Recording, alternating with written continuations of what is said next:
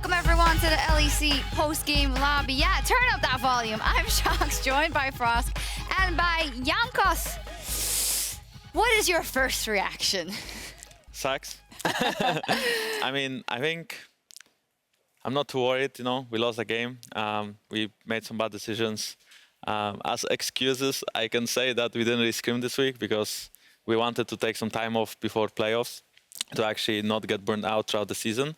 So, yeah, I mean, we just didn't play our best game, right? And we got outplayed, we lost, we were worst team, that's fine. I like that you say that because I know there's been some talk, you know, online also about, oh, they're not taking it seriously, blah, blah, blah. But I like that you're sitting down and you're saying, of course it still sucks. Of course you still want to win those games. And yeah, you didn't play your best today. Tell us about the rock, paper, scissors. Okay, so I don't know what happened in the draft again, but I was supposed to play Kha'Zix, but then top lane played Kha'Zix. And then in the last 50 seconds of the draft, Caps also wanted to play Kha'Zix. So they had to do a rock, paper, scissors between who plays Kha'Zix when I was already stuck on Elise. That I chose like 2 seconds before we had to log in the last champion. So I think, I mean, it was planned to like go easy on them with the draft when it comes to like us trying champions. Yeah. But I was a bit confused about that. Yeah, because I heard that you were going to try things. That was an active plan. Or a couple of things, right? That could work. I mean, I think Kha'Zix looked fine, you know. I don't think Kha'Zix was the reason why we lost or any other champions. We just played poorly, you know. We executed a couple of bad gangs on bot and they just kind of snowballed. The Drake was like pretty bad as well. So I think if you make so many bad decisions in game, you can't really say that it was because of a champion that you lost the game. You just lost because, yeah, you just got played, right? But it could have gone a bit better with other champions, maybe. Yeah, I mean, I think maybe if we wouldn't brawl as much, because if we pick Kha'Zix for the comp, we want to probably like split push with Akali and go like 1-3-1 and not really fight them 5v5. But since we were so behind in game, we find it was hard for us to not fight them as they would force objectives a lot. And even though like there was this one fight bot that they snowballed the game even harder, like around 15-20 minutes. And then another fight on mid where they got Nash after. Otherwise, they would still like be playing for Drakes and keep snowing the game. And I think, yeah, it was just not an easy game for us. Frosk, how would you have played this out with the Kha'Zix? I mean, it sounds like you guys were playing like a battle royale before you even got on the stage, and who was going to get Kha'Zix? I'm really sorry that you didn't get to play it. I know that we see Kha'Zix over in the LCK and the LPL far more. They're still playing on 9.15 as far as I'm aware. So do you think that this is a champion that suits 9.15? Is this going to be something that we see for playoffs? After this game, honestly. You're like, no, please. We might not see it ever again. But no, I mean, I think Kha'Zix is decent right now. They buffed the Q damage by 20. And even though it's like not that big, it's still a decent buff, and I think it could be played in the jungle. Could be also played top and mid, it seems like. So we tried, didn't work out, right? I mean, we are known from the fact that we like to try our picks, and sure, if they don't work out, then people can say that we are trolling. But if they do, they're like, wow, we are so insane, you know, so smart. So yeah, this one just didn't work out, at least in this game. But like I mentioned before, I think that's mainly because of our play and not because of the champion itself. I was talking to Kha'Zix, and we were talking about Duskblade junglers and just how it feels really good in scrims because you can just pop off, but in stage, because teams tend to play slower, a bit more conservatively, that you don't get the same value out of that. Do you feel confident that G2 plays a style that you could take like the Kha'Zix and the Kianas and be very successful them versus like locking Sejuani every single game? I mean, I think champion like Sejuani is playing not super balanced, so I can assume that if you play Sejuani, we'll have a lot of success. But I think right now there's a lot of squishy champion in the meta, and people tend to play some ranged champions bot lane as well, and then top lane is like kind of squishy too. So in this game it didn't happen. They had Jarvan, they had Mordekaiser and Alistar, so none of them was actually like super squishy. Even Sylas is not like the most squishy mid laner, so it was really hard for Kha'Zix to find picks. But I think in some cases it's possible to play a Duskblade champion in the jungle or any other role and still do well. So let's turn it then on G2. Do you feel a bit, you know, shafted because all your other people on your team want to play these squishy all-in champions all the time and not maybe pick up another thing that can balance out the team? So we know we meme about it, but then you have to go on the Sejuani or something like that. Do you feel like your freedom is limited? I mean, I don't really feel like it. We just play whatever we think is the best. And sometimes I'm played on Sejuani, but I don't even think I played that many Sejuani games this split, like maybe 4 or 5. So obviously I would prefer to play a carry champion, but if that's like the way where we can win the draft because we picked that Sejuani, which is fine blind, and then my solo laners can get counter picks and they really like it, then I'm fine doing that, you know, because in the end it's about whoever wins the game and not whoever has the most fun. And this game, I think maybe we had more fun, but they still won the game. So after all, they had more fun, you know? Yeah, I mean, they also lock 4th place, so that's really good for them. And the key player of the game is Ignar with 62% of the votes, which is interesting. We're going to talk about MVP later and about like all pro team because the votes are due in 2 days. And we were talking about the support champ pool and how after 1 and 2, you're kind of left, you know, after like a cliff. Mickey and Hylissang, you're kind of like, all right. What now? But Ignar, I think, is then a valid choice. I put Ignar as my third. I did Mickey, Hilly, Ignar. Yeah, and we still in this game, so who'd you put third? I think Or Ignar's first and second. pretty, well, first probably Mickey and second, yeah, Hilly. Yeah. And then either Vander or Ignar. I think Vander has been playing pretty well this split so far. He is not a flashy support. He doesn't make those, like, he's not doing a lot of those crazy plays, but I think he really knows where to be on the map and when. So I felt like this split so far he has been playing pretty good. We'll talk more about Rogue as well later because, of course, they got the win today. And let's take a look at the standings and the playoffs so far. G2 still to secure the top spot, number 1. You could still actually lose it. If Fnatic wins tomorrow and you lose, then Fnatic is first. But, of course, that doesn't change anything for places 1 and 2. You're definitely still in top 2, which is also why you've been experimenting. Splice is then in 3rd and Schalke locked in 4th, and I believe all those positions are locked. That means we're still none the wiser when it comes to the final 2 playoff spots. Jankos, what do you think of what's been happening in the race for playoffs today? I mean, before I thought it's really safe to say Vitality and Origin would make it, but now today Origin lost to Rogue, and Vitality, I mean, won this weird game against us, but like they are not playing super well.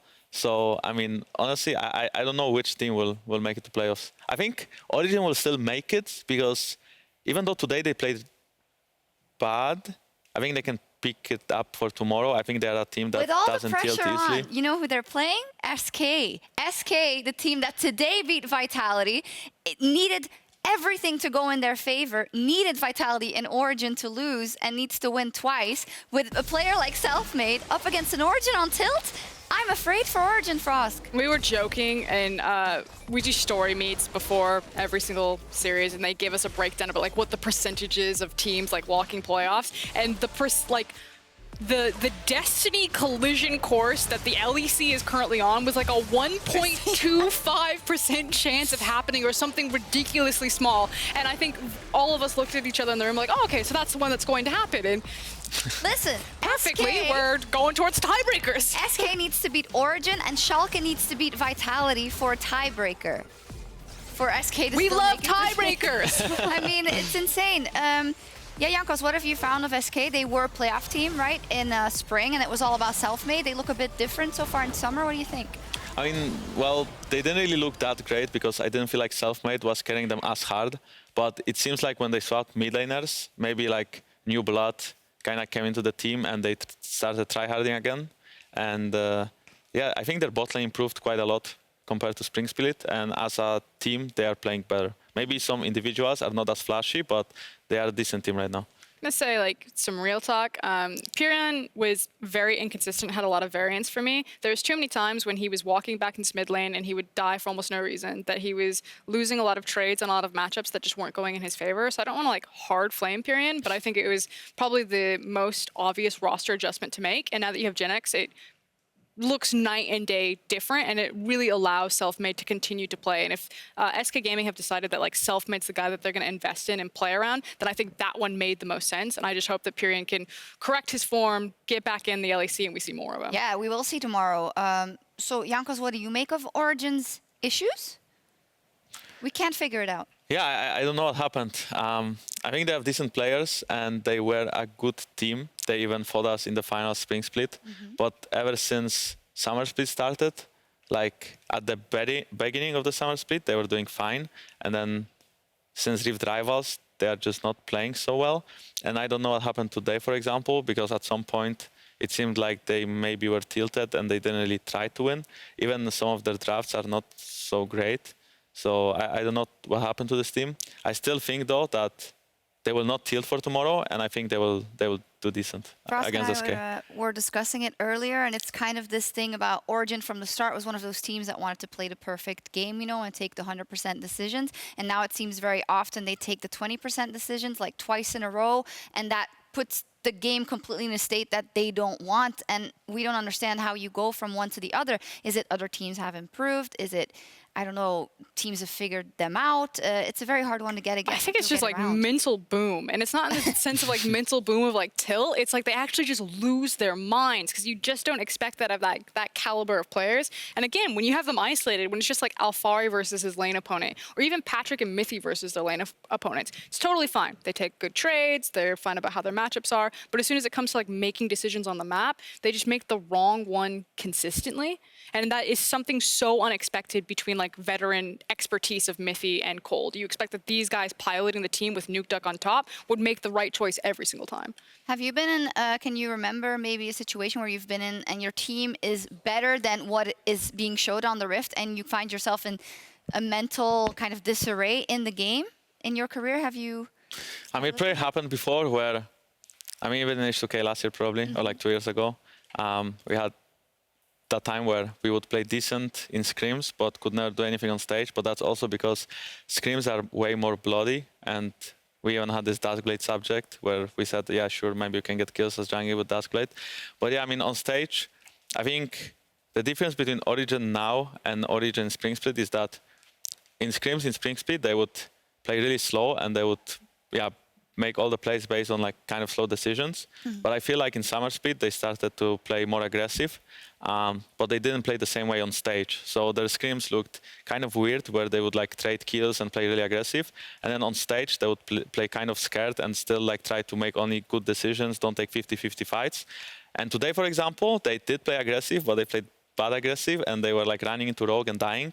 So I think they tried to fix it for this week, and they really tried to play more aggressive, make those 50-50 plays, but this time they were not in their favor. No, not at all. Rogue just turned it all around, and that means that if Rogue tomorrow wins against Fnatic, they lock themselves in playoffs. And what a story that is. Jankos, of course, you know Vander, you know some people on that lineup quite well, I believe. What do you think of their story and the fact that they went from last place to this? I mean, I don't know how it happened. Like, I didn't really think Rogue is a bad team. But I mean, Woolite was underperforming, and as a team, they would just get caught a lot. And even though they could play the game, they would just like, you know, die and lose their leads or just not get a lead at all. Also, their early games are like not super clean unless Inspired is on Olaf. Like when Inspired is on Olaf, he's kind of carrying, but other than that, not much is happening. But I mean, currently they are playing, you know, good. They are playing as a team. They have Finn, and I still don't think it's enough for Fnatic, but maybe with some luck. Yeah, maybe. It's one of those, yeah, as I say, it's one of those things that has to converge into that 1% chance for everything to happen. We'll see. There's also the battle for Athens. A Splyce loss and a Fnatic win would lock Fnatic in second. I think Splyce has made it very difficult for themselves to still get second, I believe. It depends on G2 losing as well. So, yeah, they kind of gave it up today, Frosk. There was an interesting Cassiopeia problem in this game in that wherever Nemesis went on Cassiopeia, Splyce wanted nothing to do with that champion, kept pulling Chachi, and it felt like it just allowed Nemesis to stack up so much power on this Cassiopeia that when they grouped up into fights, you had Whippo on the Urgot, who was super unkillable, and then you had Cassiopeia dishing out so much damage that Reckless could do whatever he wanted. Did you see this game, or were you in the shuttle?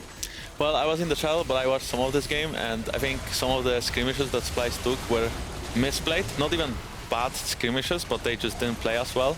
But yeah, it seemed like Cassiopeia was like kind of 1v9 there, you know, like she was super powerful, and when she got those items, it's so hard to do anything because the miasma doesn't allow you to like even go in or go out, and she just one-shot everyone. So I think the Medis had a really decent showing Cassiopeia. Yeah, it was super annoying for Splyce. This is a perfect example of it. The fact that Nemesis like TPs in, recognizing how strong he is. And again, if you go back and watch the game, talking to Kha'Zix, like, they just avoid Cassie. Anytime she's out into a side lane, suddenly Splyce are playing the complete side of the map because there was just no one who could 1v1 and deal with her. She could kill the Corki, she could kill the GP, take everything. What's surprising for me is that they played Casio TP, so they didn't have cleanse, and they had Sejuani. And I'm a Sejuani expert, so I can say that I think Sejuani Corki could be able to deal with Casio because she didn't build any magic resist, and even though they had she had Seraphs and she could like shield herself for a bit, she's still kind of one-shot if she gets Sejuani ulted, and they also had GP ult to follow. So I think they didn't play as well with their resources. Oh, I remember a specific instance where Xerxes does get the flank off, and then we were asking for, the gangplank ult, and it didn't happen. Anyway, when we talked to Kha'Zix after, he said that even though Splyce lost that game, he found that the teams were very, very close together in Fnatic and Splyce. So if it will come to a best of 5, it would be close. Do you share that opinion, or do you think one or the other would come out ahead in a best of 5? I mean, I think maybe how they play us a team is similar, but I still would bet Fnatic as like superior players towards Splyce. So I would probably put Fnatic like 3-1ing Splyce in a BO5. I can still see Kobe carrying it because even today he was like really like trying really hard to carry and he was really aggressive. But in a BO5 scenario, I would still give it to Fnatic. Frosk? I mean, I agree. I think the difference is that again, it's like X factor and clutch moments, and it just felt like Fnatic. Like this game was literally just small moments of Fnatic players just popping off individually. Nemesis with his TP in, Reckless with his Kai'Sa ultimates, Bwipo, you know, first blood of Vizicsacsi, brought out the Urgot, and then was just unkillable. And like Ka'Zix was trying to just like be superhuman and pull it together, and we know Ka'Zix can do that, but now we need like Humanoid to step up and do it. And we need Northscarin to step up and do it. And I think that's just kind of the difference where Splyce feels so close in terms of their decision making, their compositions, how they want to play the game. But when it comes to those small, big clutch moments, you know that Fnatic's members consistently will be able to do it, and you just don't have the tape that Splyce's members will do it, and that's the gap. Yeah, and if Fnatic lock that second place, we'll of course have the winners or the Kings match, the G2 versus Fnatic once, then maybe twice. Is there anything threatening about a best of 5 against any of the teams that will make it into playoffs for you? How's your confidence level going into it? Because it's kind of like, there's no way G2 is going to lose, but everyone wants you kind of to drop the ball. I mean, if we play like today, then there is no hope. But I think we can for sure play much better in playoffs, and I think we are a good team. I think Fnatic is a good team too. And last time we played them, in fact, 2 times we played them this split, it really came down to draft. And, you know, in the first game, Kha'Zix was not playing like, I mean, yeah, he just died a couple of times. But then in the second game, Hylissang was running it. So if both teams are playing at their best, I think it would be really exciting. And obviously, I think we would win, but I think fans would be happy. You cite draft in the 2 games versus Fnatic. You said Fnatic was individually better than the players on Splyce. So do you think individually you and the Fnatic players are on the same level? No, I think we are better. Okay. That's a fair point, but I mean, I think Fnatic like are going for those plays. You know, it's when I play Splyce, I know that this team is going to play by the book, and they are not going to do much, especially in playoffs when it's like scary, you know, because if you lose, you're out. So you have to like, be careful. But against Fnatic, I'm pretty sure that, you know, Hylissang, Broxa, Nemesis, Reckless, people like whoever will like look for those plays, and it's the same with G2. You know, we are always looking for plays. We are always trying to do something. So again, playing against a team like Fnatic, it's for sure way more scary than playing against a team like Splyce. Because even though I still think we are better, then Fnatic will actually try to punish us and look for those plays as well. Okay. You can actually lose twice if you're 1 or 2, if you go into the playoffs, right? Yeah. But you're not planning to, I think. Another topic I want to talk to you about, specifically Jankos and Froskurinn as well, the summer split MVP. MVP! We're going to start voting. So for you guys not familiar with the system, the teams, everyone on air, also people in the stats team, and a whole bunch of people who have valued opinions, you know, and Verius, get to vote for... Sorry, Betty. We love you. Get to vote for MVP as well as the all-pro teams for everything, the rookies, the coaches, etc. We already talked about support, but let's start with MVP. 1, Jankos, do you think you should win it, and why? Well, it'll be great. But make a case for yourself. I think I was performing pretty decent this year overall, and I think Spring Split, I was playing too much Karthus, so people didn't really like me because I didn't really need to do much, just press my ult. I think Summer Split, I've been playing more engaged supports, and for some reason, I'm getting a lot of MVPs on Sejuani. And yeah, I mean, I don't really like to brag about my play, but I think I'm decent, you know. But if I don't get MVP, it's fine. Like, sure. Well, I mean, the reason I ask is also we just had the LEC Legends piece come out about you, and I kind of feel like a lot has been building up to this, and it's almost, even if it's not all in the play, it's almost everything you've worked for all these years. Do you feel that as well? Like you're coming into this kind of golden era of Jankos? Well, honestly, it's kind of sad that I couldn't get MVP for 5 years. But if I can get it before I retire, then I guess, you know, it's an achievement. So let's get it, you know. So basically erase that last thing what he said about I don't care if I don't get it. Yeah. No, I mean, yeah, it would feel great, you know, to feel like the most, especially that I'm playing with so many talented players in my team. A team with Caps and Perks and Wonder. Yeah, If you get the MVP off of this G2 roster, then you could say like you got the MVP when it could have been any of those players. It could have been Caps, it could have been Perks, Mickey, Wonder, and you got it. Or Grabs. No. Maybe not Grabs. Maybe not Grabs. Yeah, Frost, do you think Jankos deserves it? Or I mean, I voted for him. Yeah. Spoiler alert, I voted. I already did. But what's your top submitted three? it. Do I have to reveal them? Okay. No, so you don't have to. I'm leaving you a choice. It was quite controversial. I did you, clear favorite, and then I really wanted to give it to Perks, but for some reason, Caps just locked in second, and then For some reason, For some reason. you can change it, you know, until Monday, I'm like 9 p.m. still thinking about it, but all three of my submissions were G2 members. I had you, Caps, and Mickey. Wait, I think Perks is pretty decent too. Like this split. That's what I was saying. I was like, it should be It's Perks. difficult. Because in all of our conversations, I'm like, it has to be Jankos or Perks gets MVP. But then I like sit and I watch games. I'm like, but we never talk about Mickey enough. And he is so damn good. I put him second, I think. And then I'm like, Caps is like, if you It's remove him difficult. from the team and put him on any other Yeah, team, but the I team think- infinitely gets better. Yes, but that's always the eternal discussion about MVP is how you look at it. But I feel like if you look at Summer Split in isolation, you can make a case for Caps not being in that top 3 for G2. And you can absolutely do that, but I'm always like trying to like check against just the exhaustion of like the Caps effects, where Yeah. you just like you're used to looking at him do so many amazing things that you just kind of you stop seeing it. You're like, well, we can't give it to Caps again. He gets it every single time. Does so it you like bore you? grab someone else. Does it bore you that everyone's always like, oh, Caps, he's so good. And then you're like, guys, I'm carrying these guys whenever they're feeding. Yeah, I mean, I think it's not really boring because he's really good, you know. Because you're winning.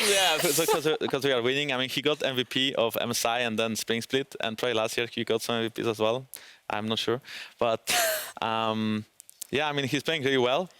I think this split he still performed really well, but maybe people like Luca, for example, you know, he pulled so many different picks onto bot lane, and I think every single game he's performing really well. He didn't have any games where he was like inting compared to Spring Split, for example.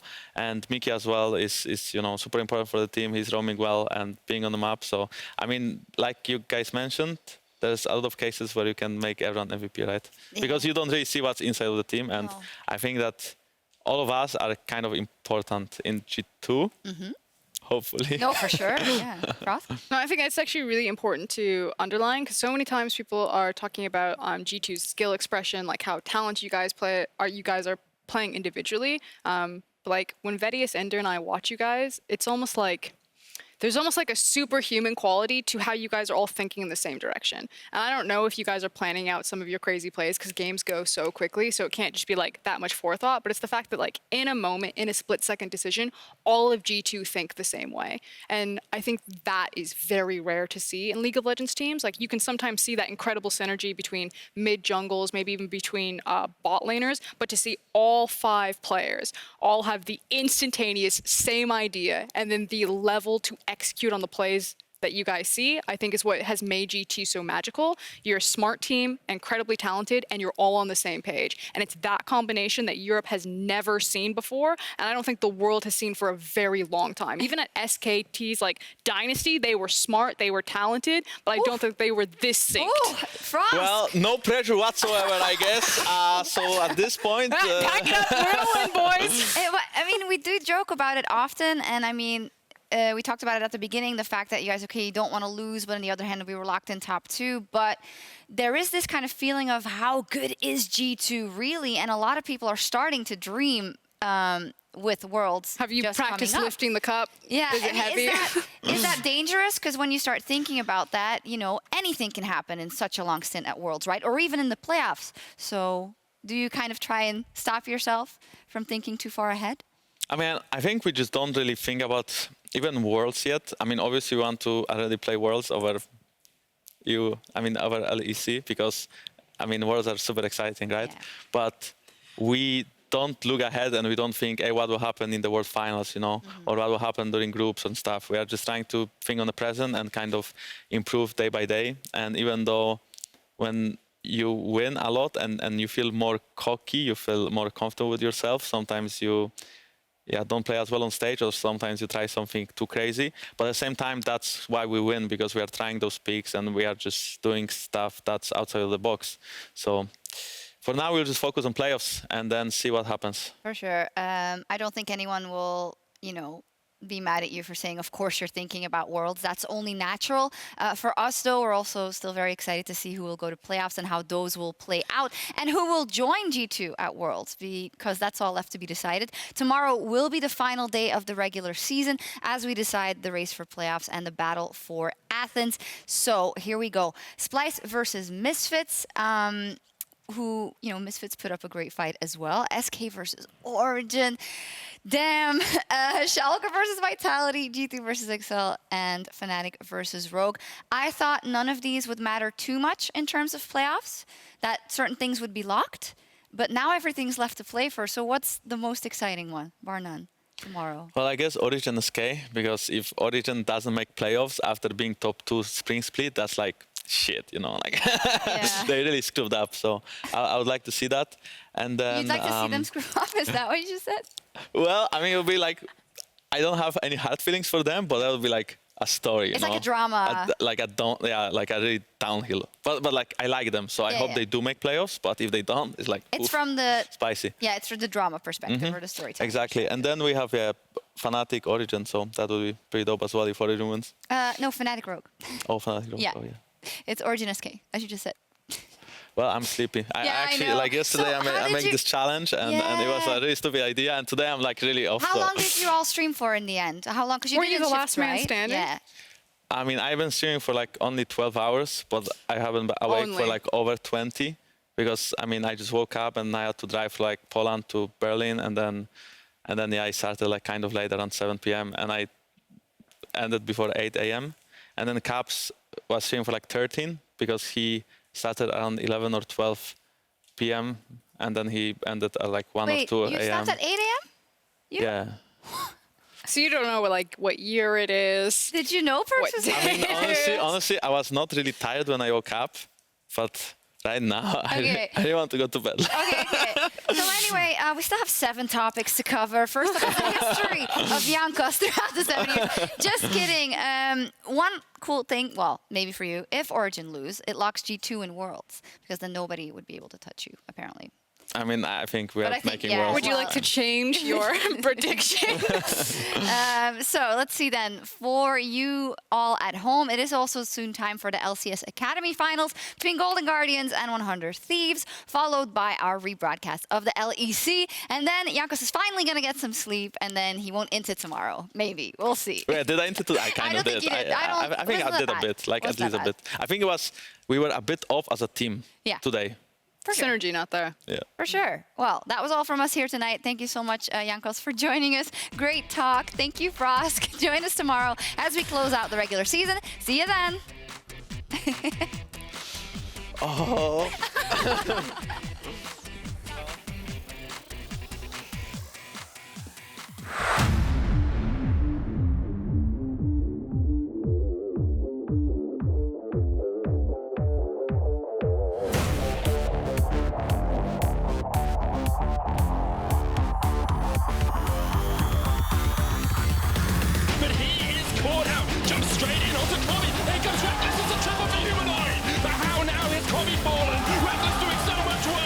Going in, catches out Xerxes, here comes Hillersack, straight onto the back line, the two-man charge, Commie and Humanoid still alive, Boxer jumping in, gets the knockback, but the first of all is a Fnatic member, and one will answer from Splice. Prevo gets the double, Reckless jumping in, he gets another. There's a lot of super amount of HP on the side of Vitality, that's a re-engage, Cabochon will find the stun as a jam, but the feathers fly, and Summer, 1, 2, 3, Janax has made the roam down bottom, he's got himself an ultimate, will not be enough. captures yet, but the follow-up kit is, it's a double kill for Jankos. Can XL bring this one back? Teleport is going to come down here, Froskurinn, as you mentioned, but Jankos will be able to blow up Kha'Zix. The Baron is already completed. Walleye can't quite land the long-range cannons, but he will get one. Larson takes the kill. Finn still on the chase. New Jack trying to trade it, but here comes Cold. And Origin re-engage the fight, but they are shuffled to pieces. Mithy called out no flash on him. The three-man charm on the back line. And that's what Rogue were looking for. Finn takes down Patrick. And that is exactly the moment the Rogue look to secure their playoff hopes. And you get Kha'Zix, you win. Okay, rock, paper, scissors. Rock, paper, scissors. Okay, I win. Then we'll see perhaps if Wonder can have an impact in this. There we go! Jumps in, upset onto the back line, and Perks is down. Caps ignited, ticking down is 2, it's 3, make it 4. It's all on Perks to try and defend, but in 1v3, my friend, I'm not sure you can do it. Uses the QSS upset, just takes him out, deletes him off the face of Summoner's Rift, and with that, Sjokz will take their 10th win of the split.